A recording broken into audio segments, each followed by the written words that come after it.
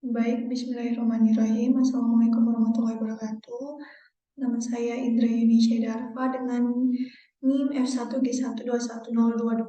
Di sini saya akan menjelaskan mengenai software requirement specification saya dengan judul perancangan aplikasi mobile untuk transaksi keuangan.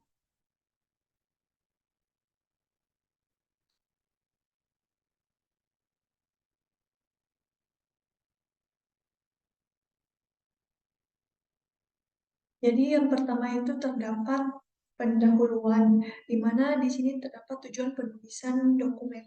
Tujuan penulisan dokumen SRS ini perancangan aplikasi mobile untuk transaksi keuangan adalah untuk mendefinisikan persyaratan yang jelas dan komprehensif untuk pengembangan perangkat lunak. Dokumen ini berfungsi sebagai kontrak antara pengembang perangkat lunak dan klien atau pemangku kepentingan lainnya.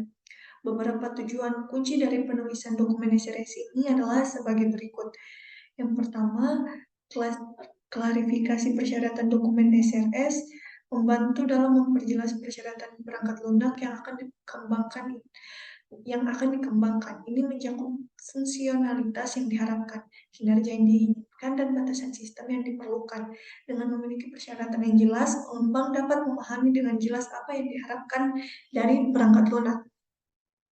Selanjutnya, mengkomunikasikan kebutuhan kepada pemangku kepentingan. Dokumen SRS ini berfungsi sebagai saluran komunikasi antara pengembang dan pemangku kepentingan. Selanjutnya itu ada panduan untuk pengembangan. Dokumen SRS ini memberikan panduan yang jelas bagi pengembang perangkat lunak. Selanjutnya ada evaluasi dan verifikasi. Dokumen SRS ini juga berfungsi sebagai dasar untuk evaluasi dan verifikasi perangkat lunak yang dikembangkan. Selanjutnya itu ada manajemen perubahan.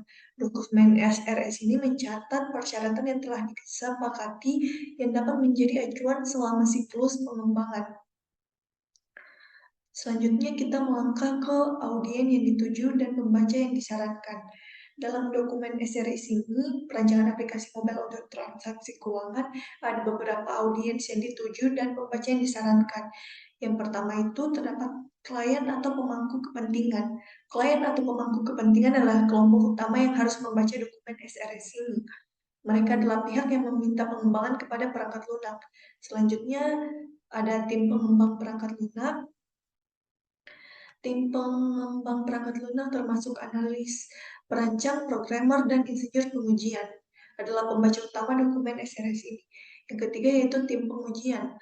Tim pengujian perangkat lunak termasuk insinyur pengujian dan pengujian fungsional perlu membaca dokumen SRS ini untuk memahami persyaratan fungsional dan non-fungsional yang perlu diuji. Selanjutnya itu ada manajer proyek. Manajer proyek bertanggung jawab untuk mengelola proyek pengembangan perangkat lunak secara keseluruhan. Selanjutnya ada arsitek sistem. Arsitek sistem bertanggung jawab untuk merancang arsitektur perangkat lunak yang memenuhi persyaratan yang ditetapkan. Dokumen SRS ini menjadi referensi penting bagi arsitek sistem dalam merancang solusi yang sesuai dengan kebutuhan yang telah ditetapkan. Selanjutnya yaitu ada pemangku kepentingan eksternal. Selain klien, ada pihak eksternal lain yang perlu membaca dokumen SRS ini seperti auditor, regulator, atau pihak ketiga yang terkait. Mereka memerlukan pemahaman yang jelas tentang persyaratan perangkat lunak untuk keperluan penilaian persetujuan atau pengawasan tertentu. Selanjutnya yaitu ada batasan produk. Aplikasi mobile untuk transaksi keuangan adalah sebuah standar pembayaran elektronik yang digunakan secara online. Aplikasi ini memungkinkan para pedagang dan pengguna untuk melakukan pembayaran menggunakan scan kode yang terhubung ke rekening bank mereka. Tujuan utama aplikasi ini yaitu untuk mempermudah dan meningkatkan efisiensi pembayaran elektronik Indonesia. Aplikasi ini juga dapat membantu meningkatkan transparansi dan pengawasan transaksi pembayaran. Data transaksi yang dihasilkan oleh aplikasi ini dapat digunakan oleh pemerintah dan otoritas yang berwenang untuk menganalisis tren pembayaran dan melakukan pengawasan terhadap transaksi legal. Manfaat yang relevan pada aplikasi ini yaitu kecepatan transaksi. Aplikasi ini memungkinkan transaksi pembayaran yang lebih cepat. Pengguna hanya perlu memindai kode QR dalam hitungan detik dan pembayaran segera dilakukan.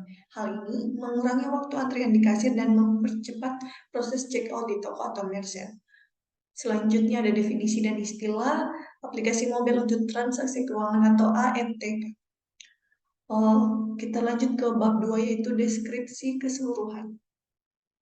Aplikasi mobile untuk transaksi keuangan adalah pembayaran elektronik yang digunakan di Indonesia. Aplikasi ini memungkinkan para pedagang dan pengguna untuk melakukan pembayaran menggunakan kode QR yang terhubung ke rekening bank mereka. Aplikasi ini umumnya memiliki antarmuka pengguna yang sederhana dan mudah digunakan. Pengguna dapat dengan cepat memahami bagaimana menggunakan aplikasi untuk melakukan pembayaran dengan mudah. Selanjutnya itu adalah fungsi produk. Fungsi utama dari aplikasi mobile untuk transaksi keuangan adalah memfasilitasi dan memudahkan proses pembayaran elektronik. Berikut ini ada beberapa fungsi utama yaitu yang dimiliki oleh aplikasi ini. Yang pertama ada pemindai kode QR, kedua ada penyimpanan informasi pembayaran, yang ketiga yaitu ada keamanan transaksi. Pemindai kode QR itu dilengkapi dengan fitur pemindai kode QR yang memungkinkan pengguna untuk memindai kode QR yang ditampilkan di toko atau merchant untuk melakukan pembayaran. Pengguna dapat melakukan kamera ponsel mereka untuk memindai kode QR dengan mudah. Selanjutnya ada penyimpanan informasi pembayaran. Aplikasi ini menyimpan informasi pembayaran pengguna seperti nomor rekening bank atau data dompet digital. Ini memungkinkan pengguna untuk melakukan pembayaran dengan cepat dan efisien tanpa perlu memasukkan informasi pembayaran setiap kali. Selanjutnya ada keamanan transaksi. Aplikasi ini umumnya menyertakan lapisan keamanan untuk melindungi transaksi pengguna. Fitur keamanan seperti PIN, sidik jari, atau pengenalan wajah digunakan untuk memverifikasi identitas pengguna dan mencegah akses yang tidak sah. Selanjutnya itu ada penggolongan karakteristik pengguna. Terdapat dua yaitu pengguna bisnis dan konsumen. Pengguna bisnis ini tugasnya menerima pembayaran dari pelanggan. Hak akses ke aplikasi adalah insert data mempunyai akun bisnis dan kemampuan yang harus dimiliki yaitu entry data pelanggan. Selanjutnya ada konsumen yang dimana tugasnya itu menggunakan aplikasi untuk melakukan pembayaran. Hak akses ke aplikasinya itu mempunyai akun dan kemampuan yang harus dimiliki adalah dapat menggunakan aplikasi. Dan selanjutnya ada lingkungan operasi. Di sini lingkungan operasinya yaitu ada pengguna, toko atau merchant dan infrastruktur jaringan, terus server aplikasi mobile untuk transaksi keuangan, penyedia layanan pembayaran, akses ke sistem keuangan. Yang pertama yaitu pengguna. Aplikasi mobile untuk transaksi keuangan beroperasi di perangkat pengguna seperti ponsel pintar atau tablet. Selanjutnya ada toko atau merchant. Aplikasi mobile ini digunakan oleh toko atau merchant untuk menerima pembayaran elektronik dari pengguna. Selanjutnya ada infrastruktur jaringan. Aplikasi ini memerlukan akses ke infrastruktur jaringan, baik jaringan seluler atau Wi-Fi, untuk mengirim dan menerima data transaksi. Selanjutnya itu server aplikasi mobile untuk transaksi keuangan. Aplikasi ini terhubung ke server mengelola transaksi pembayaran. Server ini menyimpan informasi pembayaran dan autentikasi pengguna, memproses transaksi dan menyimpan riwayat transaksi. Selanjutnya itu penyedia layanan pembayaran. Aplikasi ini bekerja dengan penyedia layanan pembayaran yang menyediakan infrastruktur dan teknologi yang mendukung. Selanjutnya terakhir itu akses ke sistem keuangan. Aplikasi ini membutuhkan akses ke sistem keuangan seperti rekening bank atau dompet digital penggunaan untuk melakukan transfer dana atau menghubungkan sumber pembayaran pengguna dengan aplikasi mobile untuk transaksi keuangan. Selanjutnya ada batasan desain dan implementasi. Dalam desain dan implementasi aplikasi ini, terdapat beberapa batasan yang perlu diperhatikan yaitu yang pertama kompatibilitas perangkat dan platform, kedua keamanan data pengguna, yang ketiga ada aplikasi konektivitas jaringan, yang keempat ada interoperabilitas dengan sistem lain, yang kelima ada ketersediaan sumber daya, yang keenam ada kecepatan dan kinerja.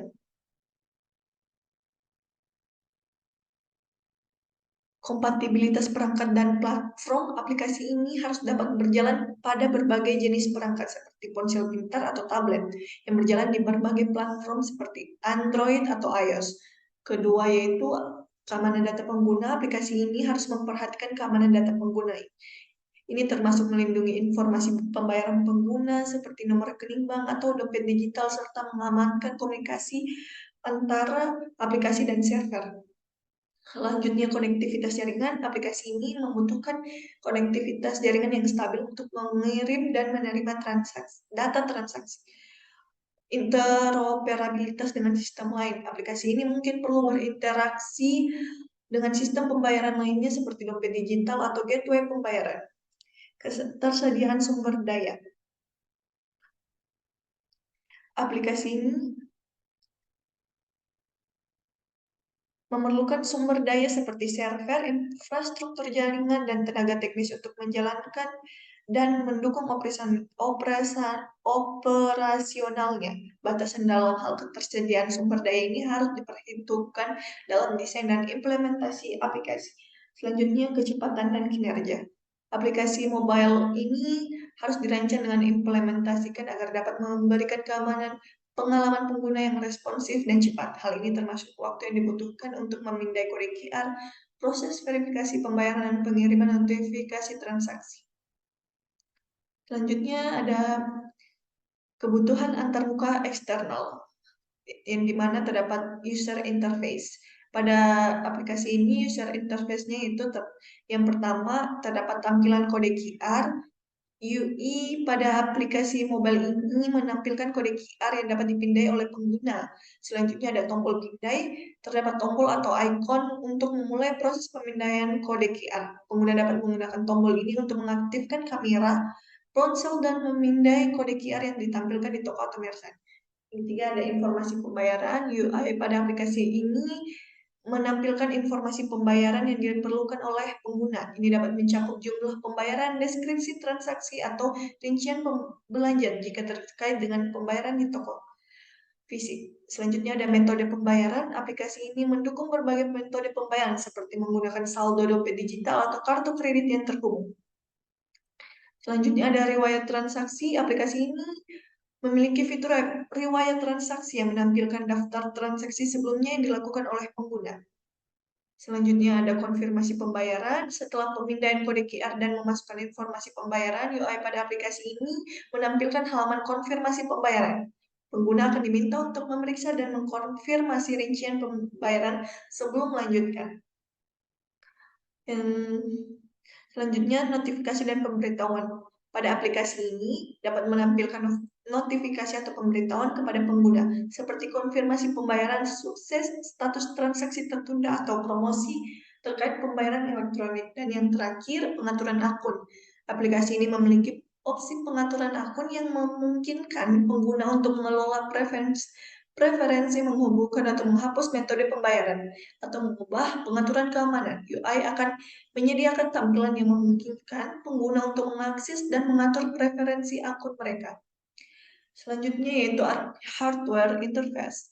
Pada aplikasi ini, hardware interface-nya itu terdiri dari kamera, layar, NFC atau Near Field Communication, sensor pencahayaan, sensor sidik jari atau pengenalan wajah, speaker dan getar, dan terakhir modul dan koneksi. Selanjutnya ada software interface. Software interface pada aplikasi ini terdapat API atau Application Programming Interface, yang kedua sistem operasi, yang ketiga basis data, yang keempat dompet digital, yang kelima integrasi sistem pembayaran, yang keenam layanan keamanan, yang terakhir yaitu notifikasi dan komunikasi. Pada API atau Application Programming Interface, ini aplikasi ini mungkin perlu berinteraksi dengan API yang disediakan oleh penyedia layanan pembayaran atau sistem backend lainnya. Melalui API ini, aplikasi dapat aplikasi mengirimkan permintaan dan menerima respon terkait proses pembayaran, pengelolaan transaksi, atau verifikasi pengguna. Pada sistem operasi ini, aplikasi ini dirancang untuk berjalan berbagai sistem operasi seperti Android, iOS, atau Windows. Selanjutnya, basis data. Aplikasi ini perlu berinteraksi dengan basis data untuk menyimpan informasi pengguna, riwayat transaksi, atau konfigurasi aplikasi. Selanjutnya ada dompet digital. Aplikasi ini terhubung dengan dompet digital. Software interface diperlukan untuk berkomunikasi dengan dompet digital yang relevan. Selanjutnya itu integrasi sistem pembayaran. Aplikasi ini dapat berintegrasi dengan sistem pembayaran lainnya seperti kartu kredit, transfer bank, atau dompet digital dari penyedia layanan pembayaran yang berbeda. Selanjutnya itu ada layanan keamanan. Aplikasi ini menggunakan layanan keamanan untuk melindungi data pengguna dan transaksi. Yang terakhir, notifikasi dan komunikasi. Aplikasi ini menggunakan software interface untuk mengirimkan notifikasi atau pesan komunikasi kepada pengguna. Selanjutnya itu ada communication interface. Communication interface terdiri dari protokol jaringan API, SMS, push notification, WebSocket, NFC, Bluetooth.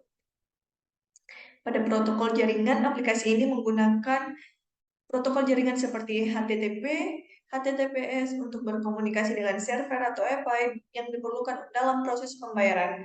Selanjutnya aplikasi ini berinteraksi dengan API yang disediakan oleh penyedia layanan pembayaran, sistem backend atau sistem pembayaran terkait. SMS. Aplikasi mobile untuk transaksi keuangan dapat menggunakan SMS sebagai saluran komunikasi untuk mengirimkan pesan atau kode verifikasi kepada pengguna. Yang keempat ada push notification. Aplikasi ini menggunakan push notification untuk mengirimkan pemberitahuan atau pesan langsung kepada pengguna. Fitur ini memungkinkan aplikasi untuk memberitahu pengguna tentang konfirmasi pembayaran, status transaksi, atau promosi terkait pembayaran elektronik. Selanjutnya ada WebSocket. Aplikasi ini menggunakan WebSocket untuk menjaga koneksi real time dan dua arah dengan server atau sistem pembayaran terkait.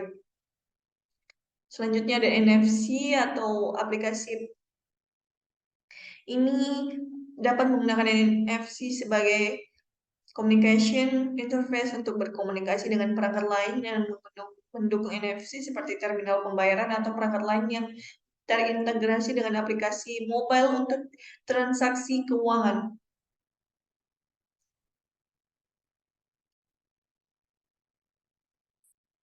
Selanjutnya ada Bluetooth. Aplikasi ini menggunakan Bluetooth sebagai communication interface untuk berkomunikasi dengan perangkat lain yang mendukung Bluetooth seperti printer atau terminal pembayaran. Selanjutnya ada functional requirement.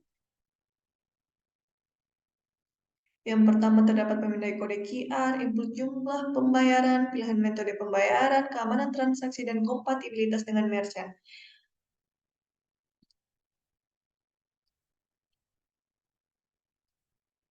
Pemindai kode QR sudah saya jelaskan tadi.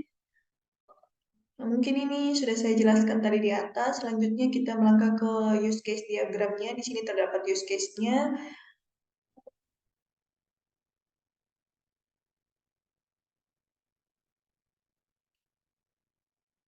Di sini terdapat aktor utama, pengguna atau pembeli, dan penjual.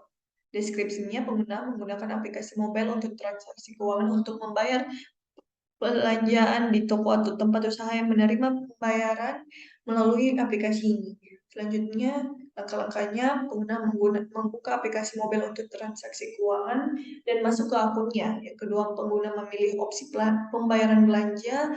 Yang ketiga, aplikasi mobile untuk transaksi keuangan menampilkan halaman pemindai kode QR code.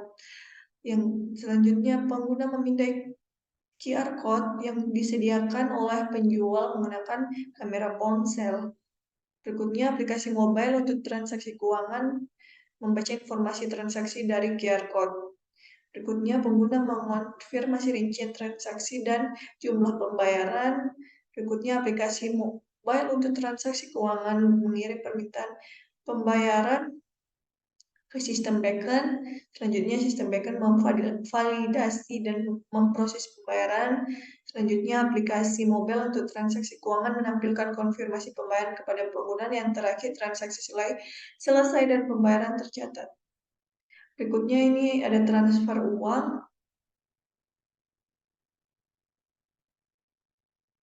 Selanjutnya ini ada langkah-langkah untuk pembayaran tagihan. Saya melangkah ke activity diagram.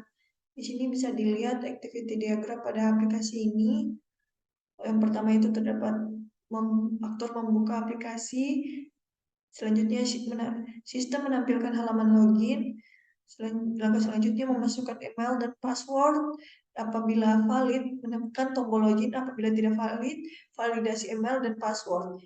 Setelah valid, baru menampilkan halaman utama. Selanjutnya itu ada kelas diagram.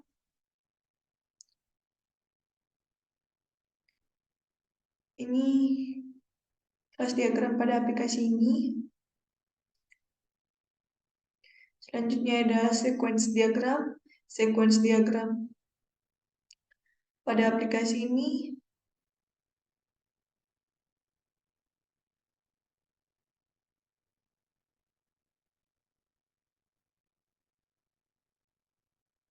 Yang pertama itu kita login, aktor input email dan password. Setelah itu login. Yang kedua, login, memasukkan username dan password.